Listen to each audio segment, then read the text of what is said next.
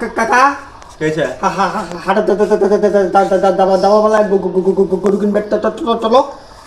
হাইস যেমন অনলাইনে গরু অর্ডার দিলে গরু দিয়ে যাচ্ছে, ভালো ভালো গরু অনলাইনে পাওয়া যাচ্ছে, আমি কি হাটত দাম কষ্ট করে?